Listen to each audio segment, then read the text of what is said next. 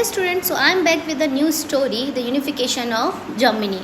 Long ago, Germany was not one state. It was made up of several states and small kingdoms. People there spoke same language but ruled by different kings. In 1848, कुछ middle class लोगों ने सोचा क्यों ना हम German states को साथ में लाएं सो डैट एक साथ जब आएंगे तो स्ट्रेंथ बढ़ेगी, क्योंकि यूनिटी में ही स्ट्रेंथ है, जैसा कि हमने यूनिफिकेशन ऑफ इटली में भी पढ़ा था.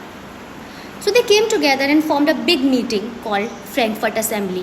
They even offered a crown to King of Prussia, Frederick William IV. But Frederick denied. He said, "No, I can't take crown from ordinary people. I will make it on my own." And चला गया.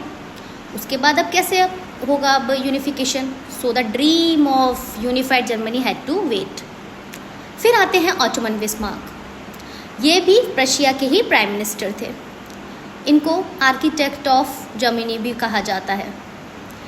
इन्होंने बोला Germany could not be unified with talks but by wars. So he fought 3 wars against France, Denmark and Austria for 7 years and he won. उसके बाद ये सभी लोग जाते हैं फ्रांस के हॉल ऑफ मिरर्स में, जो कि पैलेस ऑफ वर्साइल्स में था. वहाँ एक अमेजिंग घटना होती है. प्रशिया के ही किंग काइज़र विलियम को क्राउन दिया जाता है और उन्हें बनाया जाता है यूनिफाइड जर्मनी का पहला राजा. सो इस तरह से हुआ जर्मनी का unification with great ideas, Wars and leadership. Thank you.